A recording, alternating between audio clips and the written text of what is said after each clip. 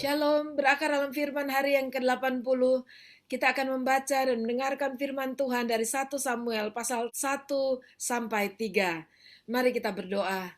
Terima kasih Tuhan, kami datang kepada Engkau pada saat ini dengan mengucap syukur buat firman-Mu yang selalu ada bagi kami setiap-tiap hari. Dan kami percaya bahwa Tuhan akan memberkati kami juga saat kami membaca dari kitab 1 Samuel ini. Terima kasih Bapa, dalam nama Tuhan Yesus kami berdoa. Amin. Pasal 1. Ada seorang laki-laki dari Ramataim Sofim dari pegunungan Efraim, namanya Elkana bin Yeroham bin Elihu bin Tofu bin Suf, seorang Efraim. Orang ini mempunyai dua istri, yang seorang bernama Hana dan yang lain bernama Penina. Penina mempunyai anak tetapi Hana tidak. Orang itu dari tahun ke tahun pergi meninggalkan kotanya untuk sujud menyembah dan mempersembahkan korban kepada Tuhan semesta alam di Silo. Di sana yang menjadi imam Tuhan ialah kedua anak Eli, Hofni dan Pinehas. Pada hari Elkana mempersembahkan korban, diberikannya kepada Penina istrinya dan kepada semua anaknya yang laki-laki dan perempuan masing-masing sebagian. Meskipun ia mengasihi Hana, ia memberikan kepada Hana hanya satu bagian, sebab Tuhan telah menutup kandungannya. Tetapi madunya selalu menyakiti hatinya supaya ia gusar, karena Tuhan telah menutup kandungannya. Demikianlah terjadi dari tahun ke tahun.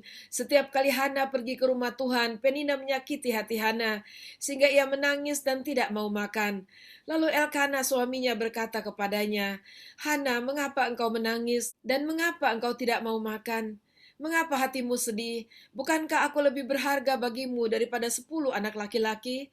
Pada suatu kali setelah mereka habis makan dan minum di Silo, berdirilah Hana sedang Imam Eli duduk di kursi dekat tiang pintu bait suci Tuhan. Dan dengan hati pedih ia berdoa kepada Tuhan sambil menangis terseduh-seduh. Kemudian bernasarlah ia, katanya, Tuhan semesta alam, jika sungguh-sungguh engkau memperhatikan sengsara hambamu ini dan mengingat kepadaku dan tidak melupakan hambamu ini, tetapi memberikan kepada hambamu ini seorang anak laki-laki, maka aku akan memberikan dia kepada Tuhan untuk seumur hidupnya, dan pisau cukur tidak akan menyentuh kepalanya. Ketika perempuan itu terus-menerus berdoa kepada Tuhan, maka Eli mengamat-amati mulut perempuan itu. Dan karena Hana berkata-kata dalam hatinya, dan hanya bibirnya saja bergerak-gerak, tapi suaranya tidak kedengaran, maka Eli menyangka perempuan itu mabuk. Lalu kata Eli kepadanya, berapa lama lagi engkau berlaku sebagai orang mabuk? Lepaskanlah dirimu daripada mabukmu. Tetapi Hana menjawab, bukan tuanku, aku seorang perempuan yang sangat bersusah hati. Anggur ataupun minuman yang memabukkan tidak kuminum, melainkan aku mencurahkan isi hatiku di hadapan Tuhan. Janganlah anggap hambamu ini seorang perempuan dursila, sebab karena besarnya cemas dan sakit hati aku berbicara demikian lama. Jawab Eli, pergilah dengan selamat, dan Allah Israel akan memberikan kepadamu apa yang engkau minta daripadanya. Sesudah itu berkatalah perempuan itu, biarlah hambamu ini mendapat belas kasihan daripadamu. Lalu keluarlah perempuan itu, ia mau makan dan mukanya tidak muram lagi. Keesokan harinya bangunlah mereka itu pagi-pagi, lalu sujud menyembah di hadapan Tuhan. Kemudian pulanglah mereka ke rumahnya di Rama. Ketika Elkana bersetubuh dengan Hana istrinya, Tuhan ingat kepadanya. Maka setahun kemudian mengandunglah Hana dan melahirkan seorang anak laki-laki. Ia menamai anak itu Samuel sebab katanya, aku telah memintanya daripada Tuhan. Elkana laki-laki itu pergi dengan seisi rumahnya mempersembahkan korban sembelihan tahunan dan korban nasarnya kepada Tuhan. Tetapi Hana tidak ikut pergi, sebab katanya kepada suaminya, nanti apabila anak itu cerai susu, aku akan mengantarkan dia, maka ia akan menghadap ke hadirat Tuhan dan tinggal di sana seumur hidupnya. Kemudian Elkana suaminya itu berkata kepadanya, perbuatlah apa yang kau pandang baik, tinggallah sampai engkau menyapi dia, hanya Tuhan kiranya menepati janjinya. Jadi tinggallah perempuan itu dan menyusui anaknya sampai disapinya. Setelah perempuan itu menyapi anaknya, dibawanya lah dia dengan seekor lembu jantan yang berumur 3 tahun, 1 eva tepung dan sebuyung cangkir, lalu diantarkannya ke dalam rumah Tuhan di Silo. Waktu itu masih kecil betul kanak-kanak itu. Setelah mereka menyembelih lembu, mereka mengantarkan kanak-kanak itu kepada Eli. Lalu kata perempuan itu, "Mohon bicara, tuanku. Demi tuanku hidup, akulah perempuan yang dahulu berdiri di sini dekat tuanku untuk berdoa kepada Tuhan. Untuk mendapat anak inilah aku berdoa, dan Tuhan memberikan kepadaku apa yang kuminta daripadanya. Maka aku pun menyerahkannya kepada Tuhan. Seumur hidup terserahlah ia kiranya kepada Tuhan." Lalu sujudlah mereka di sana menyembah kepada Tuhan. Pasal 2. Lalu berdoalah Hana, katanya, "Hatiku bersukaria karena Tuhan, tanduk kekuatanku ditinggikan oleh Tuhan. Mulutku mencemoohkan musuhku, sebab aku bersukacita karena pertolonganmu. Tidak ada yang kudus seperti Tuhan, sebab tidak ada yang lain kecuali Engkau, dan tidak ada gunung batu seperti Allah kita. Janganlah kamu selalu berkata sombong, janganlah caci maki keluar dari mulutmu, karena Tuhan itu Allah yang maha tahu, dan oleh Dia perbuatan-perbuatan diuji. Busur pada pahlawan telah patah, tetapi orang-orang yang terhuyung-huyung pinggangnya berikatkan kekuatan. Siapa yang kenyang dahulu sekarang menyewakan dirinya karena makanan, tetapi orang yang lapar dahulu sekarang boleh beristirahat. Bahkan orang yang mandul melahirkan 7 anak, tapi orang yang banyak anaknya menjadi layu. Tuhan mematikan dan menghidupkan. Ia menurunkan ke dalam dunia orang mati dan mengangkat dari sana. Tuhan membuat miskin dan membuat kaya. Ia merendahkan dan meninggikan juga. Ia menegakkan orang yang hina dari dalam debu dan mengangkat orang yang miskin dari lumpur untuk mendudukan dia bersama-sama dengan para bangsawan dan membuat dia memiliki kursi kehormatan. Sebab Tuhan mempunyai alas bumi, dan di atasnya ia menaruh daratan. Langkah kaki orang-orang yang dikasihinya dilindunginya, tapi orang-orang fasik akan mati binasa dalam kegelapan, sebab bukan oleh karena kekuatannya sendiri seseorang berkuasa. Orang yang berbantah dengan Tuhan akan dihancurkan, atas mereka ia mengguntur di langit. Tuhan mengadili bumi sampai ke ujung-ujungnya. Ia memberi kekuatan kepada raja yang diangkatnya, dan meninggikan tanduk kekuatan orang yang diurapinya. Lalu pulanglah Elkana ke Rama, tetapi anak itu menjadi pelayan Tuhan di bawah pengawasan Imam Eli. Adapun anak-anak lelaki Eli adalah orang-orang dursila.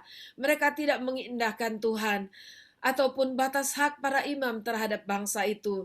Setiap kali seseorang mempersembahkan korban sembelihan, sementara daging itu dimasak, datanglah bujang imam membawa garpu bergigi 3 di tangannya, dan dicucukkannya ke dalam bejana, atau ke dalam kuali, atau ke dalam belanga, atau ke dalam periuk. Segala yang ditarik dengan garpu itu ke atas, diambil imam itu untuk dirinya sendiri. Demikianlah mereka memperlakukan semua orang Israel yang datang ke sana ke Silo. Bahkan sebelum lemaknya dibakar, bujang imam itu datang lalu berkata kepada orang yang mempersembahkan korban itu, "Berikanlah daging kepada imam untuk dipanggang, sebab ia tidak mau menerima daripadamu daging yang dimasak, hanya yang mentah saja." Apabila orang itu menjawab, "Bukankah lemak itu harus dibakar dahulu, kemudian barulah ambil bagimu sesuka hatimu?" Maka berkatalah ia kepada orang itu, "Sekarang juga harus kau berikan, kalau tidak aku akan mengambilnya dengan kekerasan." Dengan demikian, sangat besarlah dosa kedua orang muda itu di hadapan Tuhan, sebab mereka memandang rendah korban untuk Tuhan. Adapun Samuel menjadi pelayan di hadapan Tuhan.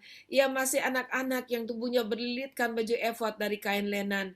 Setiap tahun ibunya membuatkan dia jubah kecil dan membawa jubah itu kepadanya apabila ia bersama-sama suaminya pergi mempersembahkan korban sembelihan tahunan. Lalu Eli memberkati Elkana dan istrinya, katanya, "Tuhan kiranya memberikan keturunan kepadamu dari perempuan ini pengganti yang telah diserahkannya kepada Tuhan." Sesudah itu pulanglah mereka ke tempat kediamannya. Dan Tuhan mengindahkan Hana, sehingga dia mengandung dan melahirkan 3 anak laki-laki dan 2 anak perempuan lagi. Sementara itu makin besarlah Samuel yang muda itu di hadapan Tuhan. Eli telah sangat tua. Apabila didengarnya segala sesuatu yang dilakukan anak-anaknya terhadap semua orang Israel, dan bahwa mereka itu tidur dengan perempuan-perempuan yang melayani di depan pintu kemah pertemuan, berkatalah ia kepada mereka, "Mengapa kamu melakukan hal-hal yang begitu, sehingga kudengar dari segenap bangsa ini tentang perbuatan-perbuatanmu yang jahat itu? Janganlah begitu, anak-anakku.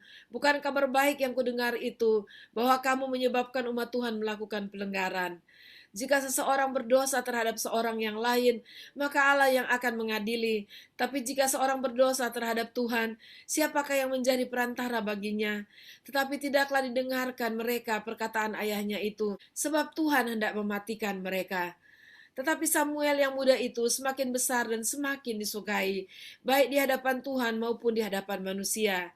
Seorang abdi Allah datang kepada Eli dan berkata kepadanya, "Beginilah firman Tuhan, bukankah dengan nyata aku menyatakan diriku kepada nenek moyangmu ketika mereka masih di Mesir dan takluk kepada keturunan Firaun? Dan aku telah memilihnya dari segala suku Israel menjadi imam bagiku, supaya ia mempersembahkan korban di atas mezbaku, membakar ukupan, dan memakai baju efod di hadapanku. Kepada kaummu telah kuserahkan segala korban api-apian orang Israel. Mengapa engkau memandang dengan loba kepada korban sembelihanku dan korban sajianku yang telah kuperintahkan? Dan mengapa engkau menghormati anak-anakmu lebih daripadaku, sambil kamu menggumulkan dirimu dengan bagian yang terbaik dari setiap korban sajian umatku Israel? Sebab itu demikianlah firman Tuhan, Allah Israel, sesungguhnya aku telah berjanji, keluargamu dan kaummu akan hidup di hadapanku selamanya. Tapi sekarang demikianlah firman Tuhan, jauhlah hal itu daripadaku, sebab siapa yang menghormati aku akan kuhormati, tapi siapa yang menghina aku akan dipandang rendah. Sesungguhnya akan datang waktunya bahwa aku akan mematahkan tangan kekuatanmu dan tangan kekuatan kaummu, sehingga tidak ada seorang kakek dalam keluargamu. Maka engkau akan memandang dengan mata bermusuhan kepada segala kebaikan yang akan kulakukan kepada Israel, dan dalam keluargamu takkan ada seorang kakek untuk selamanya. Tetapi seorang daripadamu yang tidak kulenyapkan dari lingkungan mezbaku akan membuat matamu rusak dan jiwamu merana. Segala tambahan keluargamu akan mati oleh pedang lawan.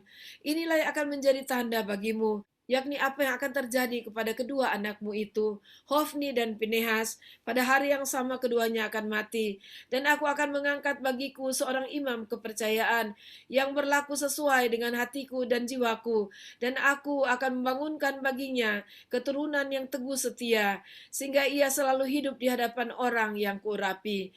Kemudian siapa yang masih tinggal hidup dari keturunanmu akan datang sujud menyembah kepadanya, meminta sekeping uang perak atau sepotong roti, dan akan berkata, tempatkanlah kiranya aku dalam salah satu golongan imam itu supaya aku dapat makan sekerat roti. Pasal 3. Samuel yang muda itu menjadi pelayan Tuhan di bawah pengawasan Eli. Pada masa itu firman Tuhan jarang, penglihatan-penglihatan pun tidak sering. Pada suatu hari Eli yang matanya mulai kabur dan tidak dapat melihat dengan baik sedang berbaring di tempat tidurnya. Lampu rumah Allah belum lagi padam. Samuel telah tidur di dalam bait suci Tuhan, tempat tabut Allah. Lalu Tuhan memanggil Samuel, Samuel, dan ia menjawab, "Ya Bapa." Lalu berlarilah ia kepada Eli serta katanya, "Ya Bapa, bukankah Bapa memanggil aku?" Tapi Eli berkata, "Aku tidak memanggil, tidurlah kembali." Lalu pergilah ia tidur. Dan Tuhan memanggil Samuel sekali lagi.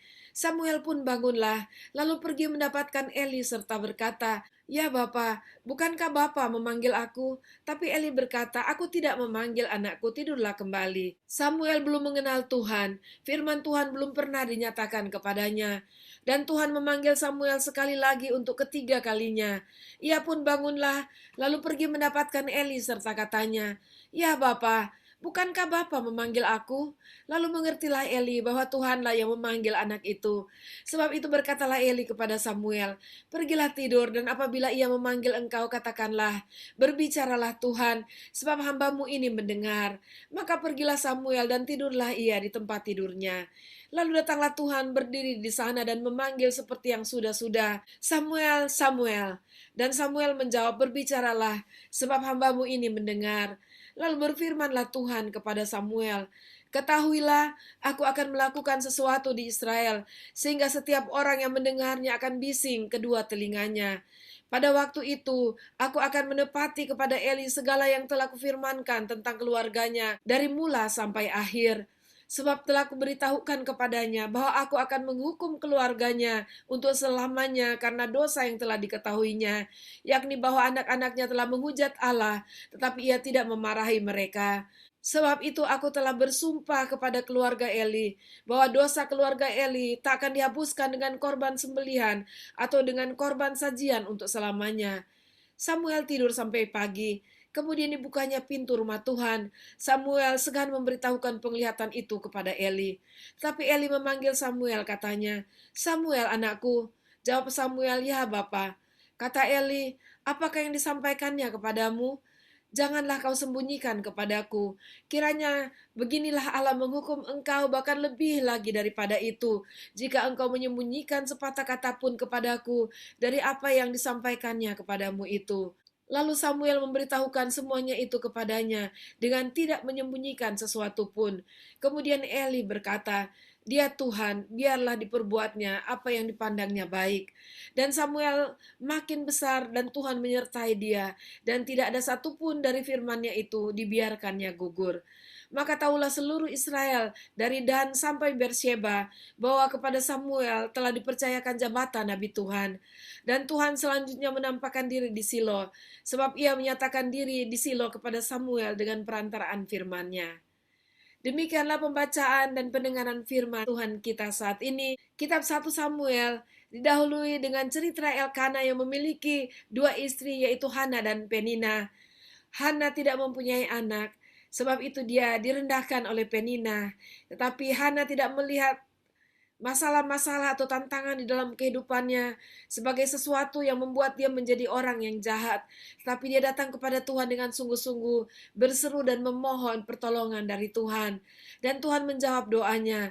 Dan apa yang dinasarkan kepada Tuhan ditepatinya. Setahun kemudian setelah dia melahirkan anak laki-laki, dia membawanya ke hadapan Tuhan dan menyerahkannya kepada Nabi Eli. Apa yang dilakukan oleh Hana adalah sesuatu yang diberkati oleh Tuhan, karena apa yang diberikan kepada Tuhan dikembalikan oleh Tuhan dengan berkat berkelimpahan, yaitu dia memiliki lagi anak-anak yang lain, yaitu 5 orang anak lagi. Mari kita jangan berkecil hati. Apapun tantangan kita, apapun penderitaan yang kita alami, datang kepada Tuhan. Hanya dengan satu cara, yaitu datang kepadanya. Berbicara kepada Tuhan, memohon kepadanya, berdoa dengan sungguh-sungguh. Dan kita akan melihat doa yang sungguh-sungguh naik kepada Tuhan. Tuhan mendengar dan Tuhan menjawabnya. Sebab itu saudara, biarlah jadi pelajaran apa yang kita sudah dapatkan pada saat ini. Biarlah mendorong kita untuk tetap datang kepada Tuhan, berseru dan berdoa kepadanya, percaya bahwa Dia adalah Allah yang tetap melakukan mujizat, karena Dia adalah Allah pembuat mujizat. Tidak ada yang mustahil bagi orang-orang yang percaya kepadanya, yang berseru dengan sungguh-sungguh hati dalam iman kepadanya. Mari kita berdoa. Terima kasih Tuhan buat hari ini, terima kasih buat pembacaan pendengaran firman kami pada saat ini. Dan kami percaya bahwa Tuhan adalah Allah kami. Engkau segalanya bagi kami Tuhan. Dan Engkau Allah yang setia dan adil, dan Engkau mendengar saat kami datang dan berdoa dengan sungguh-sungguh kepada Engkau. Dan biarlah kami selalu terdorong untuk datang kepada Engkau, karena Engkau adalah Allah yang menjawab doa. Terima kasih. Dalam nama Tuhan Yesus kami berdoa. Amin. Sampai jumpa besok. Tuhan Yesus memberkati.